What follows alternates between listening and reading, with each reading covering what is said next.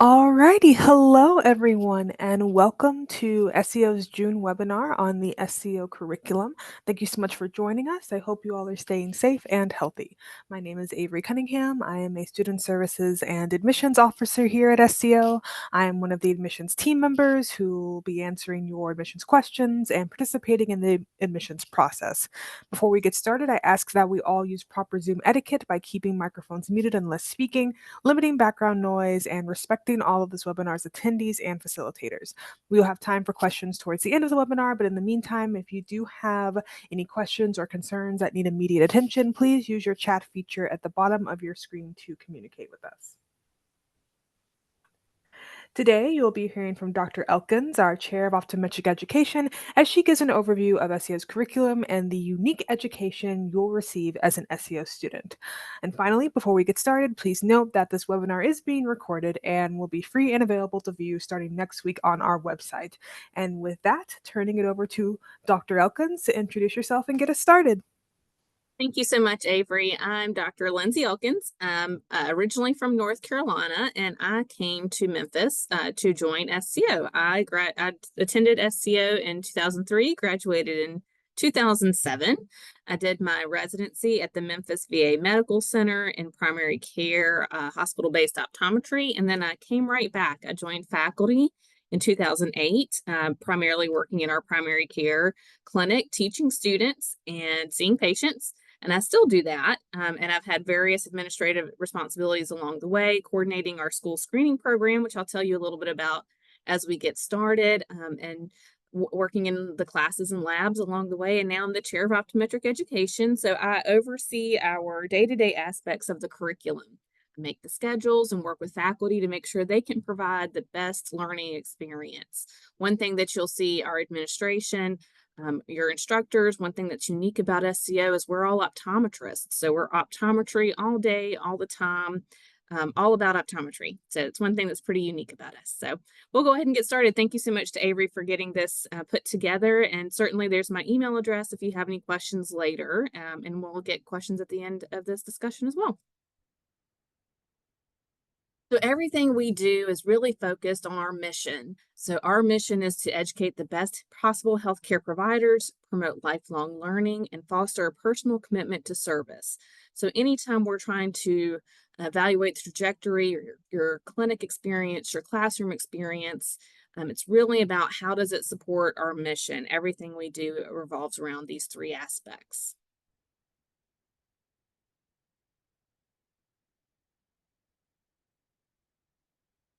And so as far as our curriculum, it includes over 192 semester credit hours of coursework during the 4 years. So when you think about an average college semester in undergrad, you may take as little as 12 hours. You might take up to 18 hours. Sometimes our semesters, it can be 24 credit hours, and that doesn't necessarily translate one-to-one to how much time you spend in a lab or in a lecture. So usually one-to-one is pretty close to the didactic experience. So didactic meaning the lectures that you attend, but a lab is about double the amount of time of a credit hour, the how much time you spend there. And then clinic is about 3 times the amount of time of a credit hour for how much actual time you spend towards those courses. So it's a heavy course load. You're working hard for those 4 years and you learn so much.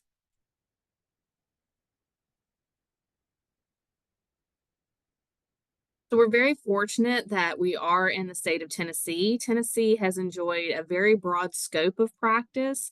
So scope of practice meaning that what the law regulates that we can perform, what services we can provide our patient. And really that's going to be different from every state, a little bit different from each one. So you, depending on which state you're in or where you may decide you want to practice, you need to be aware of what the scope is. At SCO, we make sure that our curriculum satisfies any of the preparations for the broadest scope of practice that you'll have in any state. We've had the privilege to prescribe oral medications and conduct periocular injections and cut off lumps and bumps and that sort of thing around the eyelid since the 90s. So pretty well versed in that. The most recent changes in scope of practice have more to do with laser procedures. And so Tennessee does not have laser privileges, but We are able to teach in our curriculum since we use models for that, the how to perform laser procedures, and then we work with an ophthalmologist to actually come to our clinic so that students can work on providing these services to patients in their fourth year. So you're very well prepared to practice the fullest scope of optometry wherever you go. And that's certainly something we're looking on to expand further for our scope of practice. But Memphis is in a unique location where Memphis is Mississippi's right close to it, and so is Arkansas, right on our borders, and Memphis is right there on the other side. We even have students that live in Mississippi and people that live in Arkansas. So it's that close. And Arkansas at SCO and our faculty, we've helped Arkansas and Mississippi expand their scope of practice to include some additional advanced procedures. And usually it's our faculty that help conduct these webinars, not just webinars, but workshops to help optometrists licensed in those states gain practice, that advanced practice licensure. So that's the same type of teaching that you get when you're part of the curriculum. So our students are very well prepared. We do place a very strong emphasis on clinical education. Of course, we value research. However, we want to make sure that when students graduate from Southern College of Optometry, that they can be practicing optometrists. If you choose to do research or work in industry, those are definitely great options as well, but you will be able to be a clinician and see patients, and we make sure that we shore up those aspects of our curriculum so it's a great experience. And it's certainly we make sure that our lectures, the didactic instruction, remain state of the art. So in your lectures, you do get, it's easier to incorporate the new advances. So talking about telehealth and AI, those things are there as well, but we've also integrated some telehealth lanes in some of our clinical curriculum as well. So not only the classroom experience, but reinforced in those labs and in the clinic. So the main clinics are the Eye Center, which is right adjacent to our main campus. Our campus is, we'll see some pictures in just a moment, but there's a very tall 11-story building that's mostly the didactic and labs and offices. And right beside it is the Eye Center. That's where you have the bulk of your clinical experiences in your third year, your second year, and even part of your fourth year. We do expand across the city of Memphis. So University Eye Care is one of our external clinics as well as the focal point. So one of the things we realize is in the Eye Center, we serve mostly the urban population of Memphis. And so we realize we see a lot of disease, we see a lot of eye conditions that are a result of systemic conditions. And so it's a great experience. It's very challenging, but we realized that a lot of our students weren't seeing young, healthy patients. So University Eye Care is actually located in the University of Memphis, right above the bookstore. So then you get to see a lot of different conditions for people that attend the university, and anybody can come to that eye clinic. So it's not exclusive to the university, but it's just a different population, a different setting. And the same thing with our focal point location. The focal point is had shared space with the Church Health Center, which the Church Health Center uses a sliding scale to serve the working poor. And we would share that space with Church Health Center. And we can see a whole different population, different challenges, and it focuses on technology. So a lot of the telehealth occurred there, our automated lanes as well. So and there's actually an art gallery within it. So it actually has a more of a boutique private practice feel versus more of the industrial part of the Eye Center and the university experience. So trying to make sure even with your core clinical experiences that you have a variety of exposures. And one of the most recent things that we've updated or reinforced in our curriculum is the addition of an optometric surgical procedures class. It's not often that you add or delete classes in a robust curriculum, but the optometric surgical procedures class emphasizes those cutting lumps and bumps. Of course, you do that on models. And it's integrated the laser lab where you get to practice on the models. And we've move that forward in the curriculum so you get that even earlier in your third year. So then when you come back as a fourth year, you're ready to be in the clinic where you can actually perform those procedures on real patients. So as I mentioned before, we would see this picture at the top. left, you'll see that tall 11-story building. So that's what we affectionately refer to as the tower. That's where my office is, most of the offices, your classes, your labs, they're all in that building. So the smaller part there, that is where most of the classrooms are. There's two main classrooms that you see a picture in the bottom right. That's what the interior of the classroom looks like. That's where you take most of your classes. To the left, you'll see the person that's in a slit lamp and people are observing them. That's actually one of the lasers. That's an ophthalmologist that we've worked with in the past, and that some of our students observing in that observatory and our surgical suite. The top middle area there that looks like a lane of equipment.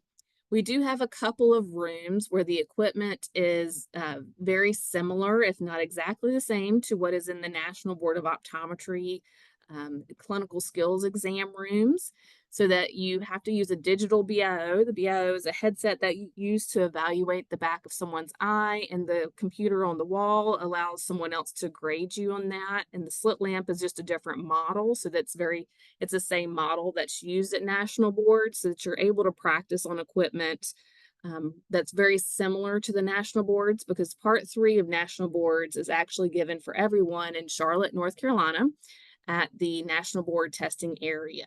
So it's not easy. You actually can't go there and practice. We want to make sure you actually have access to equipment that's very similar to that structure. And we're always updating that as they update their exams, because that exam is actually changing as of this summer. And so it'll still utilize the same equipment. At that top right, that's actually a picture taken in one of our theory and methods labs. So we're going to show you this in just a moment. But in your first year, it's very basic science, but you will have a theory and methods course throughout. And that's when you first start, you'll get practice on eye exam procedures in your very first semester, first year. This picture is someone's demonstrating how to assess an eye exam, do the front of the eye. And so you can see the eyeball on the big screen there. But usually we have a lot of bays behind where there are just example lanes. And so you usually have a demonstration in the front of how to evaluate that structure. And then students practice in their lanes and faculty come around and help them.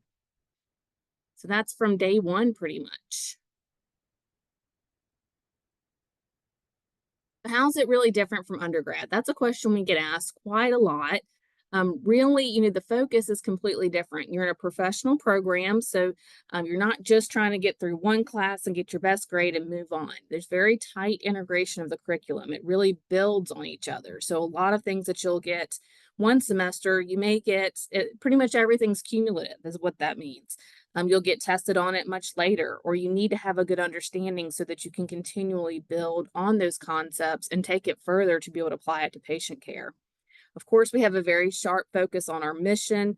Now we're really focused on educating the best healthcare providers. You're going to be the doctors, you're the future. So it's not as much of a focus on getting the best grade so that you can get into optometry school. Now it's really about learning so that you can take care of patients and be a great doctor. Amount of material. So as we already mentioned, the credit hours, it's very extensive. So it's not necessarily that any one of our classes is going to be harder than a class that you've already taken in undergrad. It's just the amount of material, and not just the classes. So you're usually in class from about 8 a.m. till noon in your first year. Have a lunch break, and then you have labs. And so the labs you're learning, and of course you can practice in that time, but that's not enough time to become proficient. You have to study for your classes and you have to practice in the lab. So it's just, there's always a lot to be working on, and the amount of material is a challenge. That's usually the biggest adjustment people have coming to optometry school.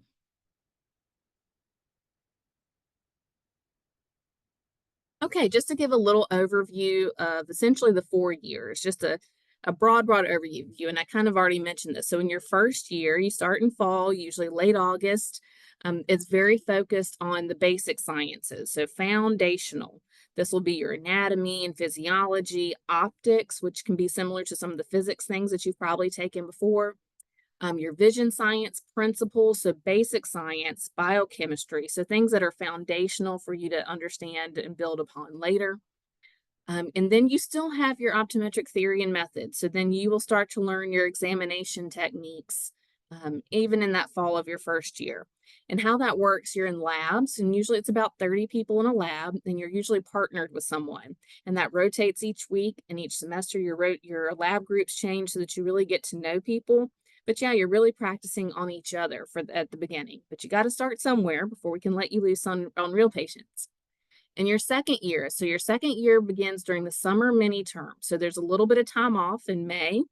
Then you come back in right after 4th of July, usually to start your summer mini term. So it's about 6 weeks that are very intensive, where you do pathology, pharmacology, interprofessional education and service learning, and again, some more theory and methods, working on your technical skills there again.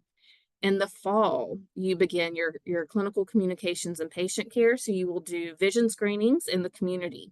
So this is really the first time you're using your skills on someone who's not a fellow SCO student. So you are, even though it's a screening, you have to adapt your communication for preschoolers to middle school to high school. And this is part of our service learning curriculum. It is a service to our community. We go out to schools throughout Shelby County, which is the county that Memphis is within, so that we're serving our community that comes and provides services to our clinic as well. Evidence-based medicine is our research-based curriculum, and it helps to give you a foundation for the studies that will change the course of medicine as you get it, even after you get out of school. So lifelong learning, part of our mission. And a lot of times there are companies and entities that put out studies about a product, but you need to be able to evaluate a study, even if you don't want to conduct research, which not everybody does. You need to be able to evaluate how a product was vetted, how it was verified, the claims that they're making, how they're substantiating those, so that you can be a critical observer and learner even after, because medicine changes very quickly. And you need to be able to provide the best care to your patients. What standard of care when you graduate may not remain standard of care for very long.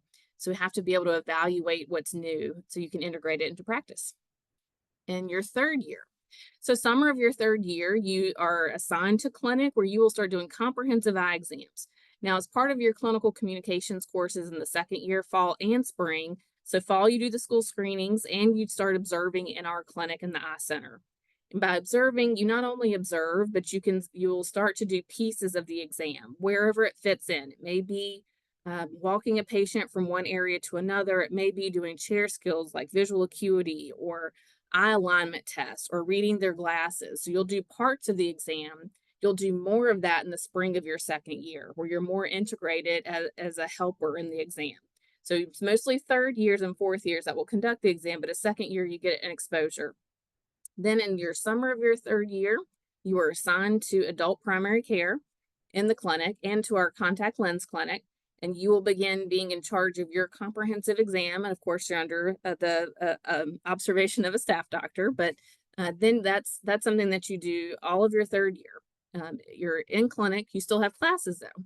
So you will still do more advanced classes when it's more disease related, anterior segment, posterior segment, strabismus, integrative analysis, things along that line, vision rehabilitation. So it really builds in your third year, and you're still using those foundational skills. And in the spring of your third year, you start taking national board examinations. So that national boards are required by every state to be passed so that you can get a license. So that's required by state boards, but also in order to graduate from SCO, you have to pass parts 1 and 2 of the national boards. So that is a graduation requirement. And your classes prepare you a whole lot for those. They are very stressful and important exams. That part 1 is a basic science exam, and essentially it's over everything you learned. And it's called applied basic science. So things you learned in the very first year. So it's important to do well early on and to be able to retain that or easily reference it when it's time. And so it's still in your third year. It's very much so on campus still, and most of your clinic experience is in the eye center. During your fourth year, it's split into thirds. So there's 3 semesters. One semester you spend at the eye center.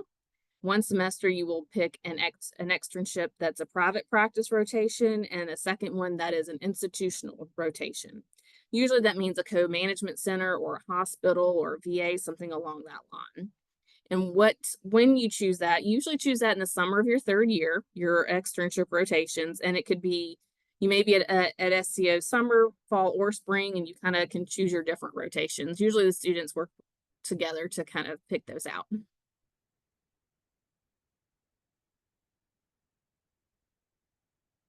All right. One of the things that is unique about SCO is our commitment to service. So you saw as part of our mission, it's fostering a personal commitment to service. And we feel so strongly about that we do dedicate part of the curriculum to service learning, which is entailed in those vision screenings that I mentioned in your second year, but also in your third year. There are Saturday service experiences and service requirements. So we get asked a whole lot to provide services at different areas of the community events. A lot of times it's vision screenings, or it may be educating a population about vision conditions.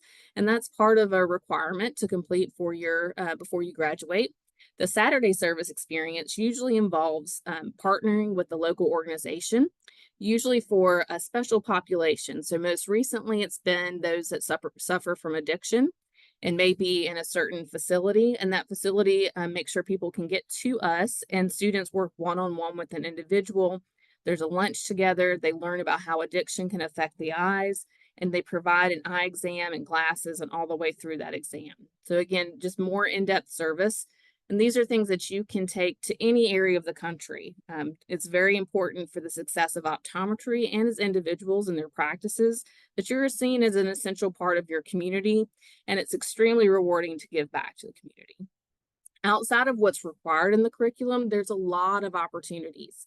The people that are drawn to SEO generally really are drawn to making a difference in their communities. And so there's a lot of opportunities. It's really driven by our students because they really want to give back. They want to get back to the communities. Some of the most popular other service organizations are SFOSH, which is Student Volunteers in Optometric Service to Humanity. Those are, you spend a whole year working on collecting glasses, raising money, usually by like dog sitting or house sitting or doing odd jobs to raise money, or speaking with local Lions clubs to try to get donations. And they sort glasses and all sorts of things all year long. And then they go on a mission trip to, and the countries vary, but a lot of times it's Costa Rica or Jamaica, or this year it was Belize, different countries to be able to provide eye exams for people during a week. If you'd rather stay closer to home, that's what the remote area medical trips do. And so that you go to rural areas in Tennessee or Virginia, Kentucky, somewhere that's in driving distance, but usually it's a decent drive. And the same thing, you set up a clinic, people just line up around the building just to get these services because it's a very underserved area. And it's very, very fulfilling. Other opportunities, this May, I took my sons and we went with the Tennessee Association of Optometric Physicians to Nashville to provide eye exams for the Special Olympics athletes. So it was a lot of fun with a lot of our students. So it's a very rewarding, it's a lot of fun. And as a student, you're actually getting better at your skills while you're providing the service. So it's a win-win for everybody.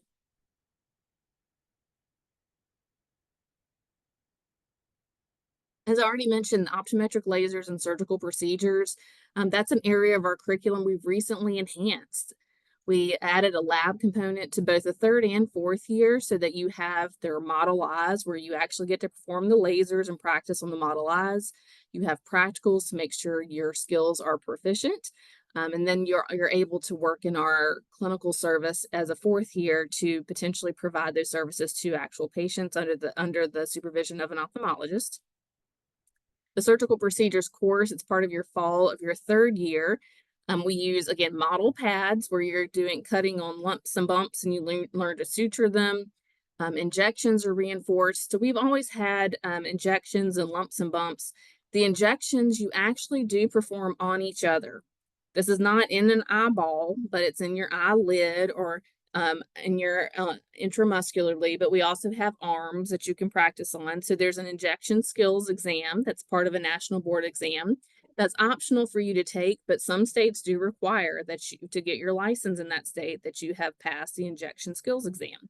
And that's performing an IV injection and an intramuscular injection on a fake arm. So you will also work with your partners to do a subconjunctival injection. That is in the conjunctival space, which is in your eyelid. Sometimes that is a little bit scary to people, but everybody gets through it, and you're well prepared for the ability to do this in your practices.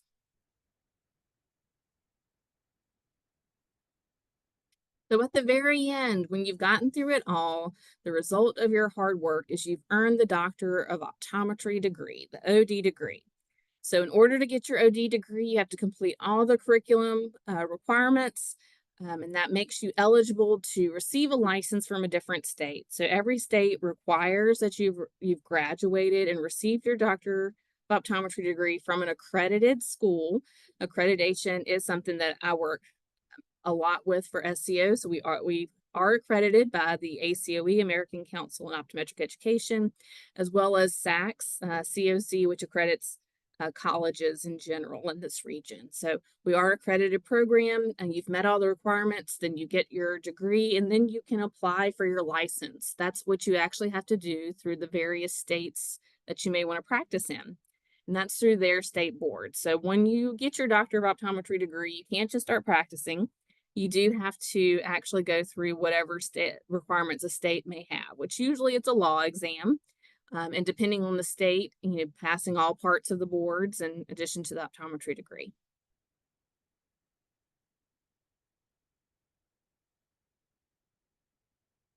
What happens after you graduate? So, as I mentioned to you at the very beginning, I did a residency. A lot of people want to have an additional year of experience. So, you may have heard in medical programs that they are required to do a residency. To graduate from optometry school, you are not required to do a residency. It's optional and they are competitive. Usually, a residency gives you an extra year of experience, and a lot of times there may be an area of optometry that you've gained an interest in over the 4 years, and you just like to know more about it. You'd like to focus more in depth in your training in that specialty area, or you just feel like I just want a little bit more time in a mentorship environment so that I can feel more confident making the decisions independently. So, usually, what people say about a residency is it makes you a better doctor faster.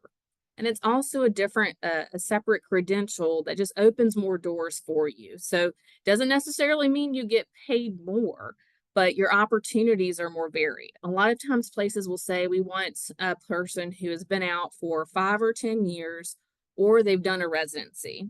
So generally, that's how people think about it. You get better faster, or they want someone who's done a residency in a specialty skill. So a lot of times residencies involve contact lens, a specialty area, or low vision or vision rehabilitation, pediatrics. Like I said, mine was a VA medical center. So if you thought you wanted to work in a hospital-based area or a veterans administration area, usually they want someone who's done a residency in that area, or ocular disease, things along that line. So if there's an area that you've been very excited about and you want to know more, or you just want to be able to open more doors to advance physicians earlier, the residency offers you that opportunity. And SEO offers more residency positions than other schools in a variety across the country, not just at SCO. We do have residents here on site, but it's across the country and in pretty much every type of residency that you could think of.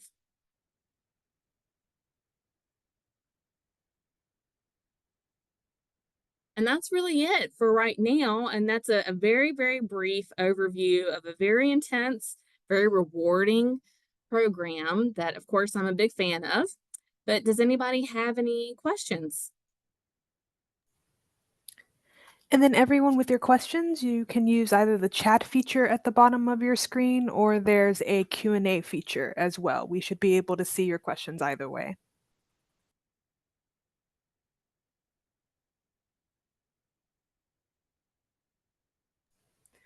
And while we're waiting for questions, Dr. Elkins, maybe any advice or recommendations for students who are still enrolled in an undergrad program, maybe a junior or a sophomore, and how they might prepare themselves while they have the time for the SEO curriculum?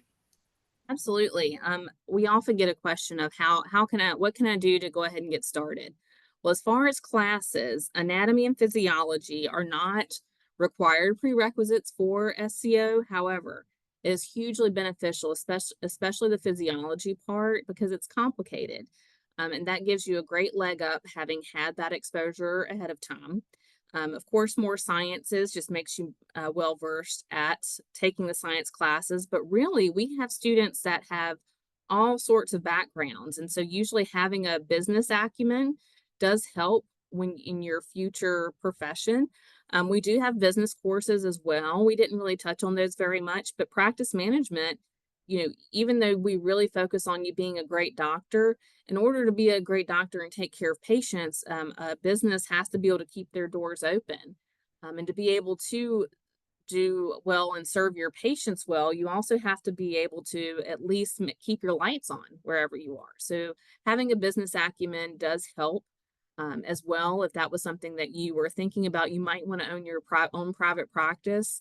One of the great things about optometry is that there's such a variety of avenues of where you can practice. I never thought I would be in academics. I really wanted to go be a part of a private practice when I got out, and then I just loved the learning environment. So there's just so many areas that you could go into. So having that diversity of your background is great. The sciences really do help you get a leg up on the curriculum ahead of time, and especially physiology.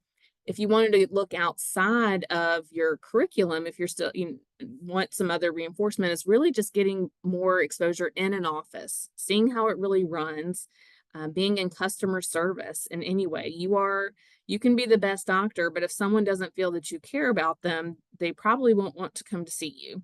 And sometimes customers are hard to satisfy. So being in an optometric office, if you can be a technician, or that's always great if you can have a job where you get paid and you're learning, but you may go ahead and be able to see, and we always require some shadowing anyway, but the more you've observed the different types of offices, that only will be a benefit to you later.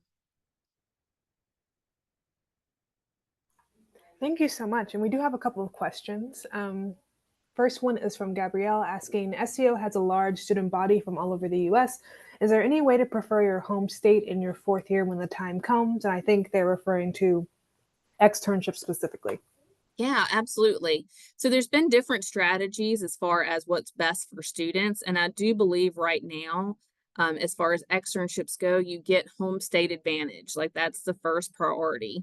And usually, like I said, there's the different semesters. So if there's a whole lot of people from Florida or wherever you're from, and there's one that's like everybody's favorite, usually you can work it out where someone goes fall, someone goes spring, and someone goes summer. And usually students really work together to try to do that. But then ultimately it is home state. And then after home state, it does go by GPA. And that's really the only time where GPA comes into play. But usually students really do work well together. We do have one of the largest student bodies, but we really have a lot of externships. There's a ton of them. So yeah, there may be times where, it just happens to be some people are from the similar hometown or the similar state, and there's one that they both want to do, but usually they can really work it out by the semester that they go on. And there a lot of places have multiple positions. And if you are from an area that doesn't have an externship, our externship department is open to opening additional sites. The thing is, if it's your hometown, your personal eye doctor, you worked for him for 10 years, we can't have a grading conflict in that type of situation. So you can't just create your own externship, but there's a lot of positions and there's a lot of flexibility, and usually it is home state advantage. Thank you. And then we have two questions from Cortland. The first one is, are all classes in the curriculum mandatory, or are there electives where students may not learn as much in a certain area? And then the follow-up question is, what does SEO do to help students with their mental health and set them up for success? Questions. So we do have in the fall of your third year what we call seminars. And the seminars, it depends, those offerings depend on what the faculty want to offer. Usually it is something that's a little bit more specialty and more of a little bit of a deeper dive into a topic. So one is like specialty contact lenses right now. Another one's on billing and coding. Another one for this semester is vision rehabilitation or sports vision therapy. And then we have a foundation seminar, which is kind of a board in part one of board's prep seminar. And so it's a little bit of a review seminar.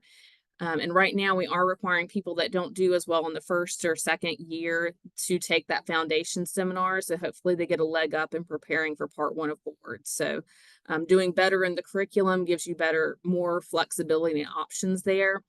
As far as your other question for mental health, we do have everybody has to have the SCO insurance. So you have the option of using the insurance plan. We also contract with a virtual care center where people have 24/7 access to counselors and providers that are online. We also have a director of academic support services that works with our tutoring center, and usually students that are she's mental health training certified, and all of the advisors that are part of the director of academic support services, every student's assigned a faculty advisor, and they're all mental health um, trained professionals in mental health first aid.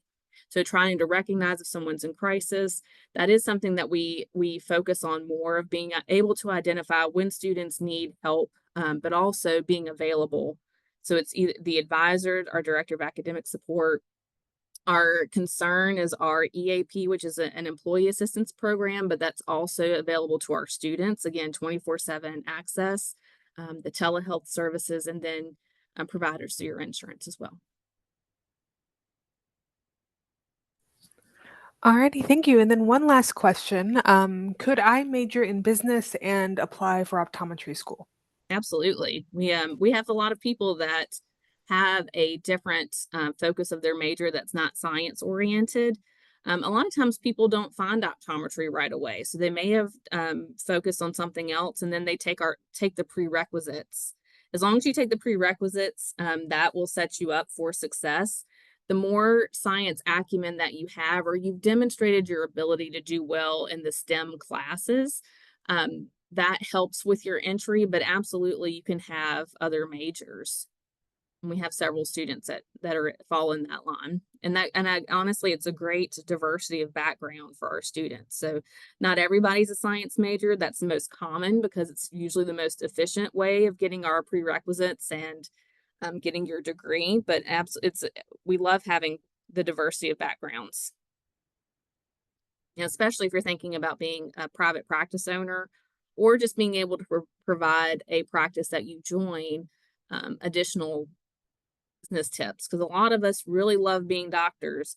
Not everybody loves running a business, those don't always go hand in hand. So having that background really is beneficial as well. All right, wonderful. Well, that's going to bring us to the end of our webinar. I know we have covered a lot of information today, but I really hope that this has been of assistance to you all as you start on your optometric journey. Our next webinar will be a tour of the SCO campus and clinical facilities. This will be hosted by our student ambassadors, and registration link should be live on our website next week. If you haven't done so already, I invite you all to request more information by signing up for our inquiry form. You will receive a personal advisor and a personal brochure with information relevant to your goals and experiences.